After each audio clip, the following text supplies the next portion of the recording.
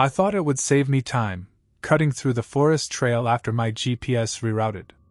But somewhere around mile 2, the trail markers vanished, and when I turned around, I swear the trees weren't where they were before. It started with a traffic jam.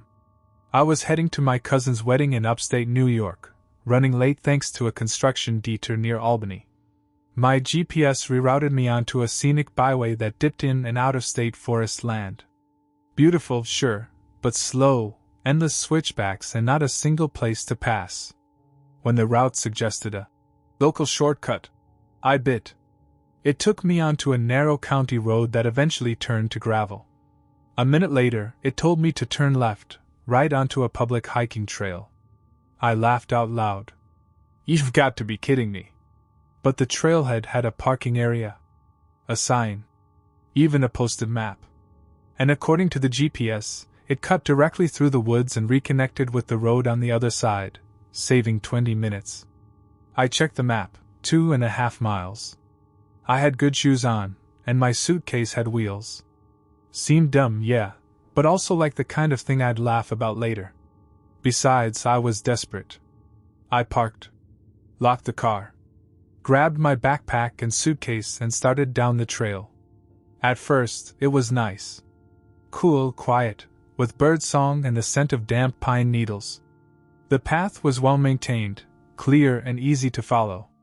I even saw a few trail markers nailed to trees, painted in bright yellow.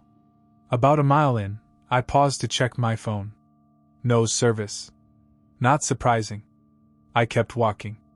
That's when I noticed the yellow markers had stopped. The last one was back by a fork in the trail, but I hadn't taken a turn, had I? I stopped walking. Turned around. Looked.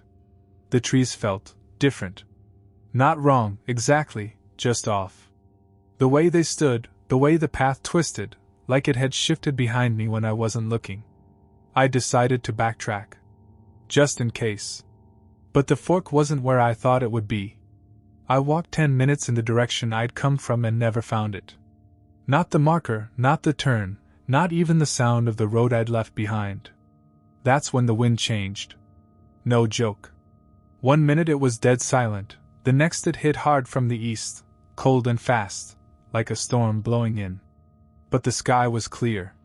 My suitcase caught a root and tipped, wheels jamming with pine debris. I cursed and straightened it, only to hear something else. Crunching. Not mine. Footsteps. A few paces behind me. I spun around fast. Nothing there. I called out. Hello? No answer. I waited. Nothing. But when I turned back around, there was a man standing further up the path. 50 feet. Still. Watching me. He wasn't there before. I froze. He didn't move. Didn't wave. Just stood. I turned around again. Was I imagining things? Nope. Still there. I called out again. Hey, do you know which way the parking lot is?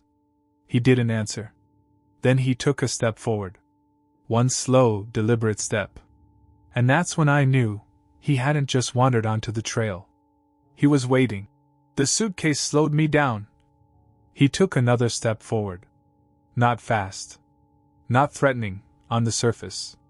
But there was something about his body language, that stillness before each movement. Like he was gauging how I'd react.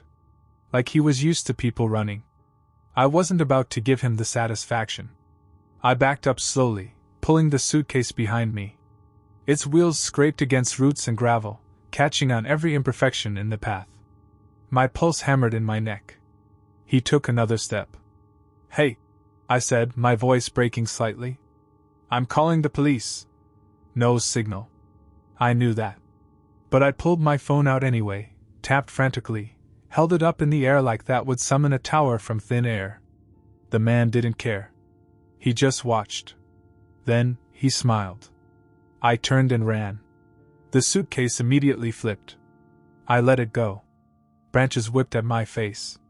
The trail dipped and twisted. I had no clue where I was going, just away. Feet pounding the ground, heart screaming in my ears. I didn't care if I twisted an ankle or ate dirt, I just wanted distance. Behind me, I heard movement. He was running now. I could hear it. The path blurred into undergrowth and tangled brush. No trail markers. No sense of direction. I could have been moving in circles for all I knew. I spotted a tree with a bent trunk, one I swear I'd passed before. I was being hunted. That much was clear. And I was losing ground. In a panic, I ducked behind a fallen log and pressed myself flat to the ground. I forced my breathing to slow, biting my knuckles to stay quiet. The forest swallowed the sound of everything except my heartbeat. Minutes passed. Then I heard him. Slow footsteps. Closer than I thought. He was just on the other side of the log. I held my breath. He paused. I could see the tops of his boots now. Mud-caked. Wide stance. Then, a long exhale. A sigh. He turned and walked away. I didn't move. Not for a full 10 minutes. When I finally dared to lift my head, the woods looked different. Dimmer. Like the light had changed somehow, more overcast, more shadow. I stood. Moved quietly. And then I saw it, an old wooden marker nearly hidden by moss. Faded yellow paint. A trail junction. I ran toward it like it was salvation. The sign pointed left. Parking lot 1 mile. I didn't stop to question it. I ran the whole way back, lungs burning, legs aching. When I finally burst out of the trees, I almost collapsed from relief. But then I saw my car. The trunk was open.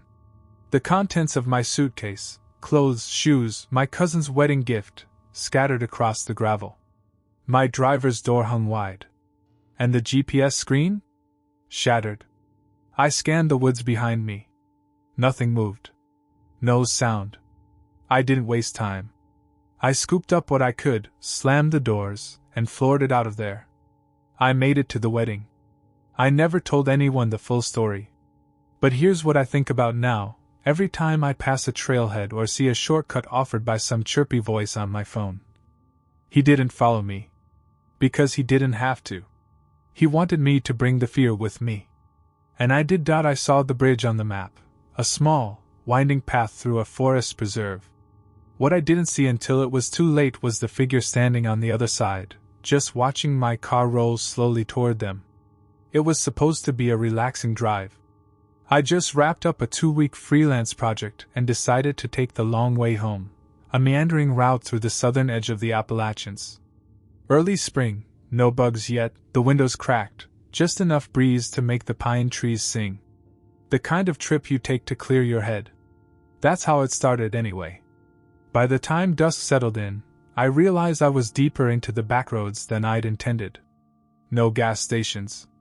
No signs. Just endless asphalt threading between thick clusters of green, the kind of forest that swallows daylight early. My phone's signal had been dead for the past hour. Still, I wasn't worried. I had a paper map I'd grabbed at a visitor center earlier, just in case. I pulled over, unfolded it on the hood, and spotted a shortcut that would get me back to the main highway in under 30 minutes. All I had to do was cross a small, unnamed bridge over a creek and follow the forest access road west. Simple. The road narrowed almost immediately after I turned onto it. Potholes, gravel, then dirt. Trees grew close, forming a tunnel of sorts.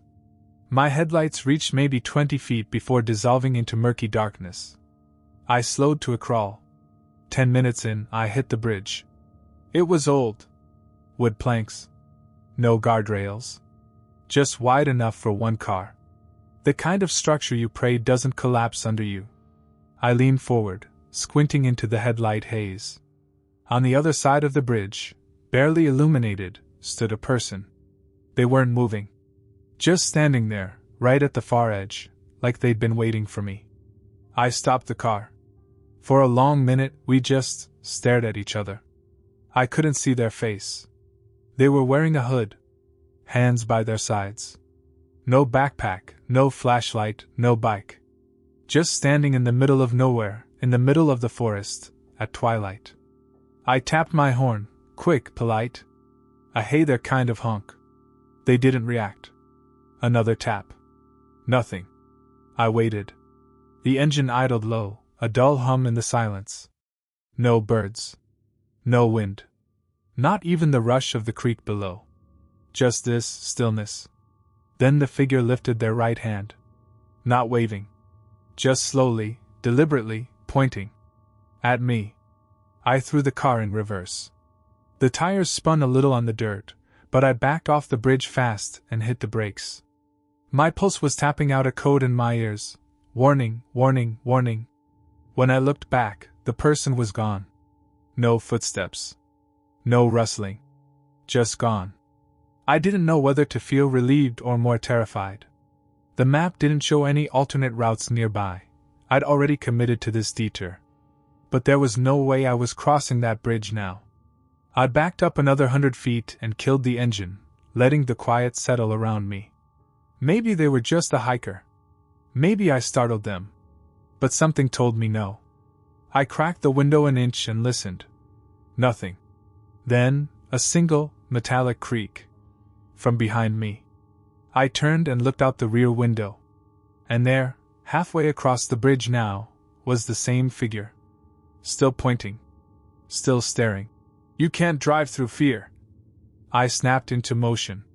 Slammed the car into drive and whipped the wheel right, off the trail entirely. Pine needles and branches scraped the doors as I angled into the woods, trying to swing wide around the bridge. The figure stayed where they were, midway across the bridge, still pointing, still unmoving. I don't know what I expected them to do, but that stillness was worse than any charge. It meant they were waiting. I crept the car forward, off-road now, headlights bouncing wildly over uneven terrain. This wasn't a smart move. I could pop a tire, break an axle, get stuck completely, but the thought of getting close to that figure again? No way. I managed to loop around and find the trail again about 200 yards past the bridge. A wide shoulder of dirt and gravel let me rejoin the road. My hands were shaking. The engine whined from the effort of the detour. But I didn't stop. I stayed under 20 miles an hour, eyes scanning every pocket of shadow that passed by the windows. That's when I noticed the lights behind me. Not headlights. A flicker. Like a torch. I looked again. There, through the trees, something was moving. Following the road. Someone was running. The figure. Still distant, still shadowed, but unmistakably the same outline. That shape. That movement. They were keeping pace with the car. And they weren't slowing down. I floored it. The trail narrowed again. Trees pressed in. My phone buzzed, no service. Useless. I had to get back to the highway. But when I rounded a curve, the car's headlights swept across a shape in the middle of the road. Another figure. Not the same one. This one was on their knees, facing away from me, arms down at their sides. Just kneeling. I swerved off the trail again, clipping the shoulder and slamming into a patch of weeds and mud. The car fishtailed but didn't flip. Somehow, I kept it upright. I didn't look back. The road rose suddenly, an incline, and at the top I saw it, the glint of highway signs through the trees. I was close. So close. I aimed the car straight and didn't blink again until I hit pavement. Real pavement. Painted lines. Civilization. I didn't stop for miles.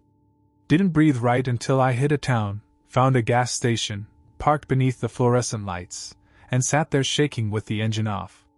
I asked the clerk if there was a Forest Service road that cut through the preserve. He said there was. Then he paused. You didn't take the one with the bridge, did you? I nodded slowly. He shook his head, muttering, Christ. Apparently, a few years back, someone went missing near there. They found his car on the trail. Empty. Engine still warm. No sign of him. Just the car. Doors open. They never found a body.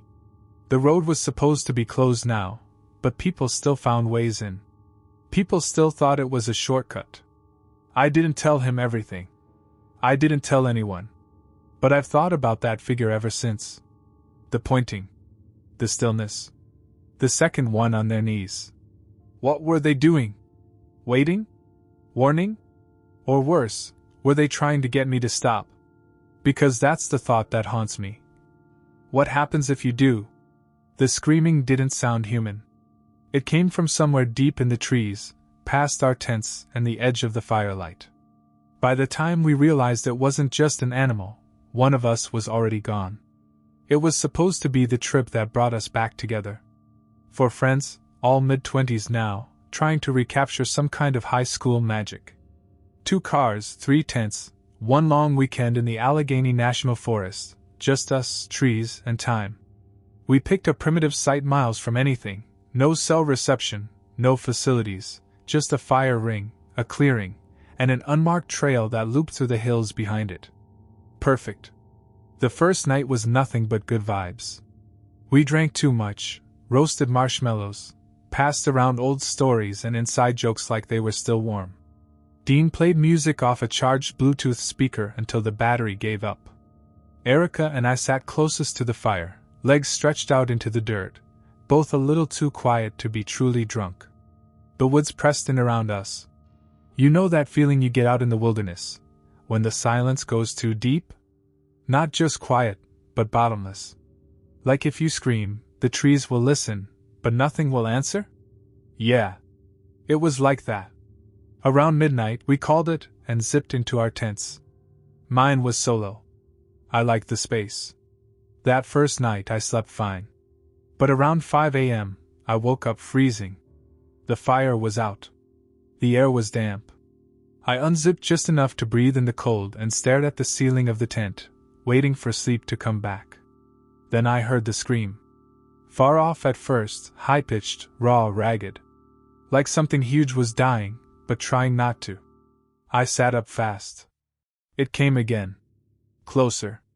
I thought it might be a cougar, but the sound was too garbled. Too layered. Like a person was making it, but not with words. Zippers started unzipping. One by one, the others poked their heads out, all of them pale, all of them listening. "What the hell is that?" Dean whispered. We didn't answer. Another scream, closer again. This time it echoed off the rocks and trees in a way that made it impossible to place. It felt like it came from everywhere. Then the silence returned. And then, nothing.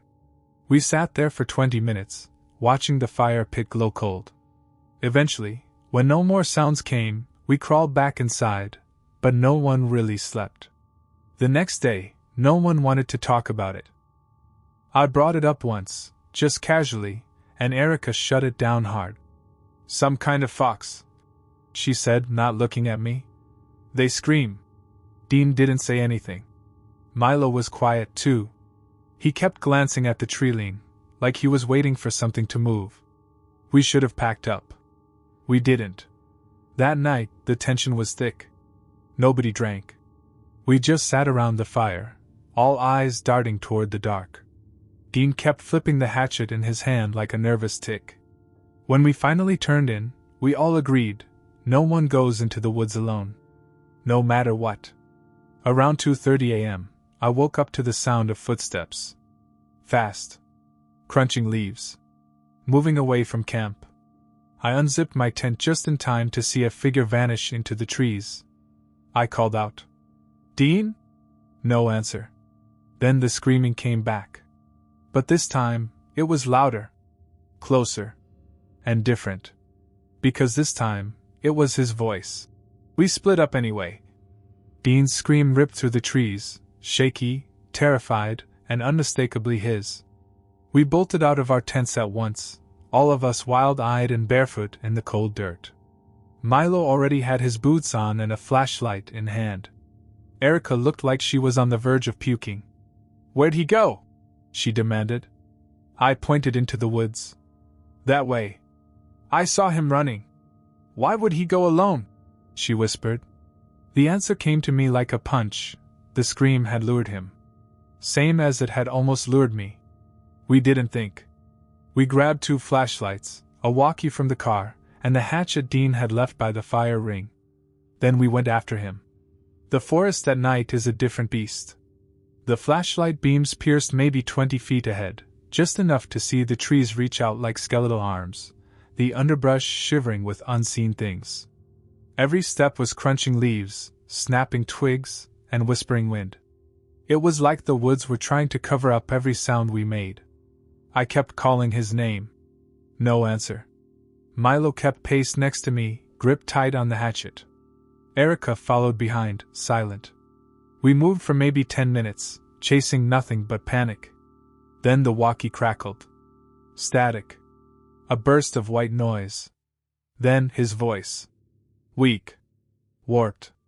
Help! I don't know where I am. Dean? I shouted. Say that again. Where are you? No response. Erica was crying now, just a soft, breathless sob. Then we heard it. A voice, Dean's voice again, but not through the walkie. In the woods. Calling out. Over here. But it didn't sound right. There was no fear in it. Just flat. Distant. Like someone doing an impression. Like the words were hollow. Milo grabbed my arm. That's not him. Another voice joined it. Erica's voice. Guys! I'm over here. But Erica was standing right behind us, shaking. We backed away. Flashlights swinging wildly. The voices continued, mimicking phrases we'd used. Perfectly. Replaying them like a tape on loop. My skin crawled. Then something else moved through the trees. Not a person. Not quite. We caught a glimpse, just a flash, but it was enough. It was crawling. Low. Fast. Human-shaped, but stretched wrong. Milo shouted. Erica screamed. We ran. Branches clawed at us as we tore through the brush. The path back wasn't clear anymore. We'd gone too far, too fast, and now the trees all looked the same. We didn't stop. Didn't look back. Eventually, we broke into the clearing again, our camp, our fire pit, our cars. But Dean wasn't there. We waited until daylight, huddled together in one tent, blades clutched tight, the walkie between us silent. At first light, we packed everything in 10 minutes. Left the tent behind. Called for help as soon as we hit signal. Search and rescue found no signs of struggle. No blood. No footprints. Nothing but the gear we left behind and the faint scent of smoke from the last fire. Dean was never found. They called it a disappearance. Blamed exposure. Said maybe he wandered off and hit his head.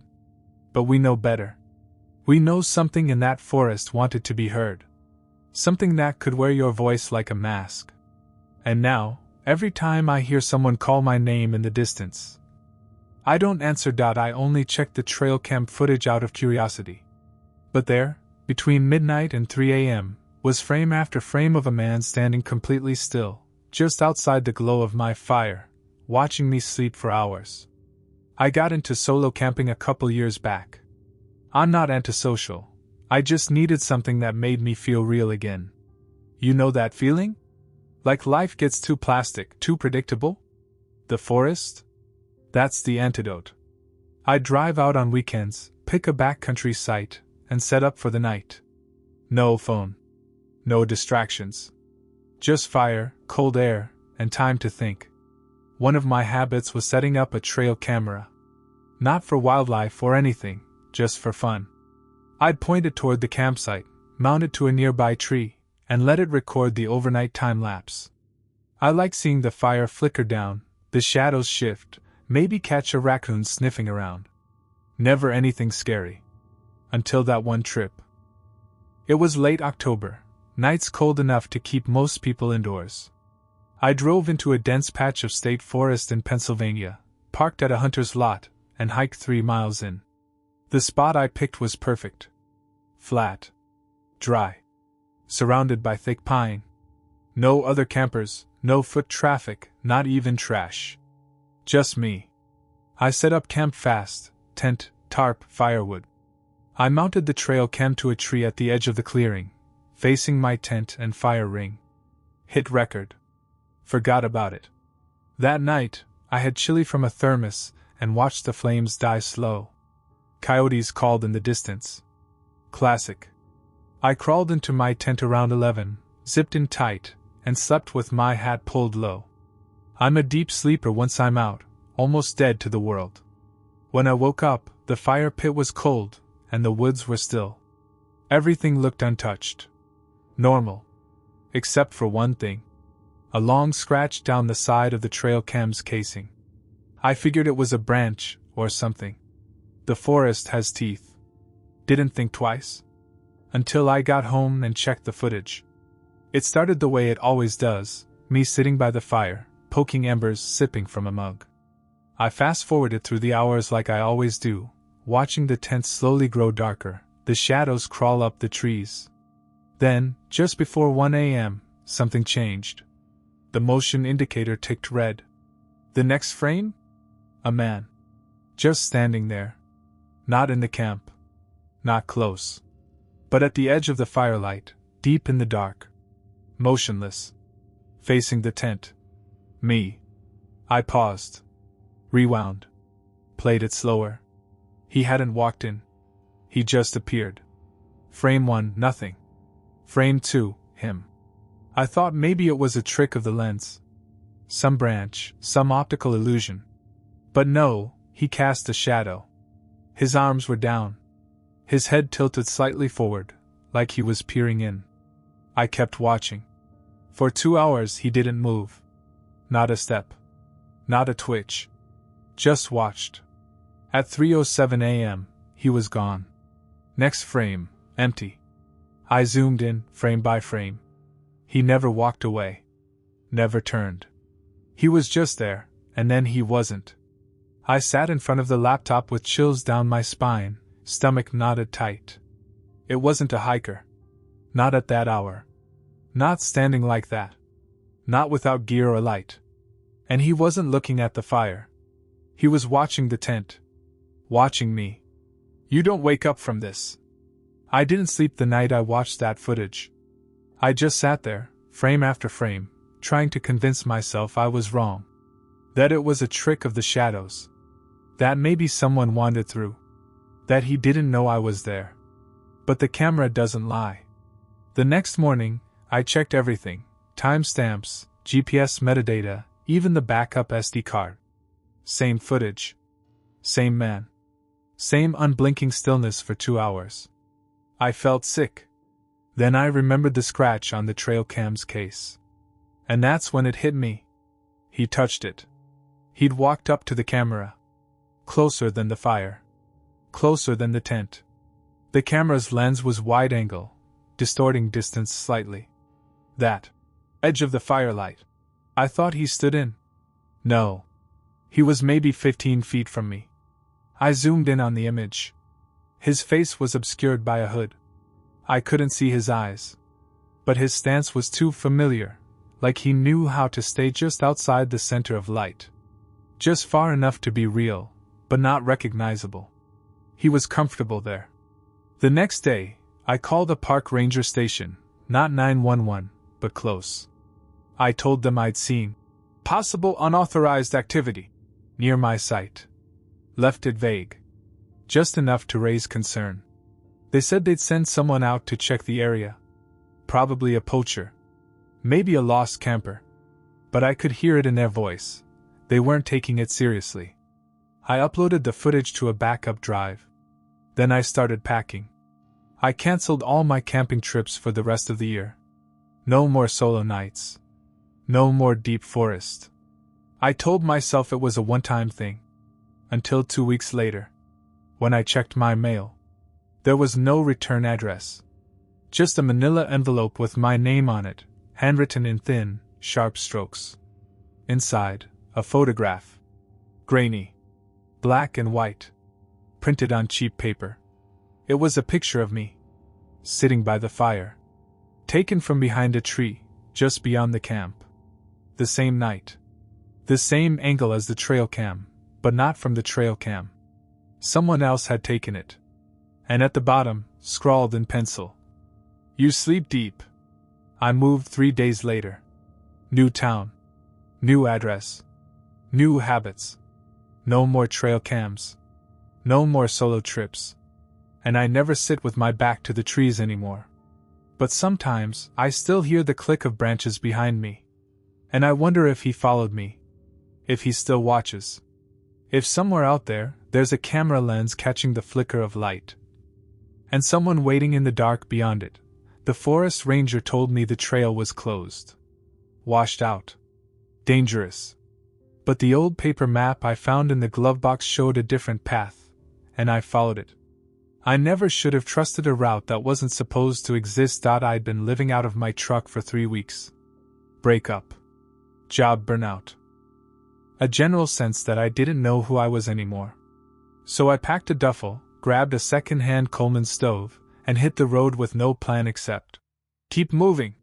Somewhere in Tennessee, I stopped at a ranger station near Big South Fork. I figured I'd hike a little, maybe find a secluded spot to camp and reset. The guy behind the counter, older, tight-lipped, warned me that most of the interior trails were closed due to spring flooding. Stay on the fire roads, he said, tapping a laminated map with a calloused finger. And don't trust those old tourist maps. They haven't been updated in years. I nodded, took a copy, and promised to play it safe. But back at the truck, I found something interesting. Buried under a pile of old receipts and fast food napkins was a folded, yellowed paper map, dated 1996. It had trails that weren't on the Ranger's version, including one called Old Creek Loop. A full circuit that circled the ridge, crossed a shallow stream, and linked back to the fire road. It looked doable. And quiet. So of course I went. I parked at a pullout marked only by a faded, trail access sign and started walking. The entrance to Old Creek Loop wasn't obvious, but I found it, an overgrown path behind a thicket of saplings, a weathered sign half swallowed by bark. It felt like I was stepping back in time. The trail wound upward, cutting through dense pine and mossy rock. Birds chirped. The sun filtered through in broken beams. It was gorgeous. For the first hour, everything felt perfect. Then I noticed the markers. They weren't the standard blaze colors. No blue, no yellow. Just strips of fabric tied to trees. Gray. Torn. And spaced too closely. Someone wanted to mark this trail precisely. But why? The map said the stream crossing was about 2 miles in. But when I reached the bank, the bridge was gone, washed out like the ranger warned. Still, the creek was shallow. Knee-deep, maybe? I rolled my pants, stepped in, and waded across. The water was colder than expected. Sharp. Almost metallic. On the other side, I climbed the embankment, dripping and shivering. That's when I saw it. A single boot print. Fresh. Deep in the mud. Facing the creek. Like someone had stood there. Watching me cross. I looked around. Nothing. But the trees felt heavier. Like the silence had grown teeth. I kept going. For another half-mile, the trail narrowed. The gray fabric strips became more erratic, some bunched together, others dangling from broken branches. One had something smeared across it. Rust brown. Could have been mud. Could have been something else. Then I noticed something else on the map, something I hadn't seen before. A small X near the top of the loop. Handwritten. Not printed. The spot I was approaching. I stopped walking. Because up ahead, there was something hanging from a branch. At first, I thought it was trash. Then I got closer. It was a trail camera. Strapped to the tree. Old. Caked in moss and dirt, but its red light blinked once. Alive. Someone was watching this path. Recently. And just beyond it, maybe 10 feet up the trail, was a second one. Then a third. All pointed at the trail. All aimed at me. The forest wasn't empty.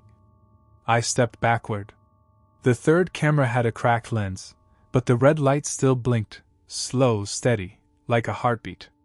The other two sat high and still, both trained directly down the trail like they'd been waiting for someone to walk this far. Waiting for me. I scanned the trees, skin prickling with the kind of goosebumps you don't get from cold. I wasn't alone. I hadn't been for a while. I ducked low and stepped off the trail, boots sinking into the underbrush.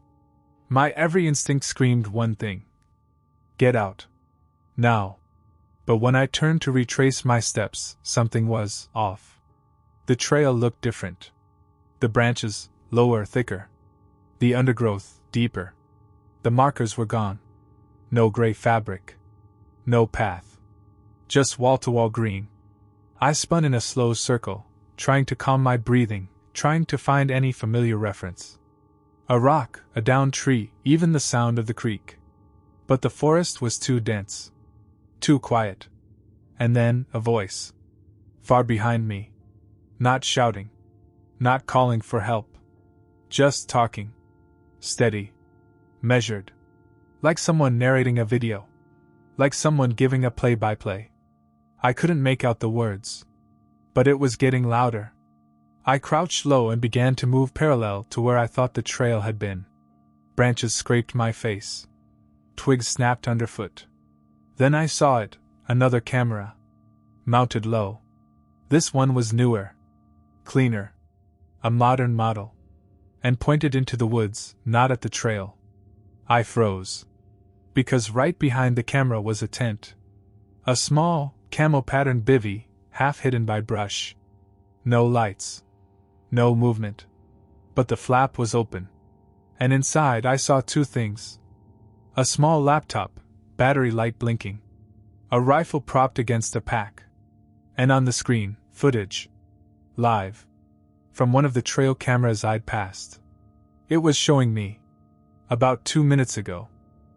I backed away slowly, mouth dry, heart hammering. But then, footsteps. Close. Deliberate. I didn't wait. I turned and ran. Not smart. Not stealthy. Just panic-fueled sprinting, low branches whipping my arms, sweat burning my eyes. I ran until my legs screamed and my lungs seized. And then I hit the creek. Miracle. I splashed through it, slipped on a rock, nearly went under, but got up and kept moving. The water was noise, cover. A wall between me and whoever was back there. When I finally reached the trailhead, my truck was still there. Doors unlocked. My pack still inside. Keys where I left them. I didn't even look back until I'd driven 15 miles down the highway and past the diner with lights on. There, I finally pulled over. I called the ranger station. I told them what I found, cameras, a camp, the loop trail that wasn't supposed to exist. The same guy from before answered. When I mentioned Old Creek Loop, there was a pause. Then, quietly, I told you that area was closed. I know, I said. But someone else didn't get the memo. Someone's still out there. Another pause. Longer this time. Then, we've pulled bodies from that loop before. Not everyone ends up missing. You got lucky. He hung up. That map? I burned it. But some nights, I still dream about the forest, about the blinking red lights, and the voice just out of range, narrating everything I did. And the worst part? I still don't know what the X on that map was marking. Maybe it was just the center of the loop. Maybe it was the end of it. Maybe it was me.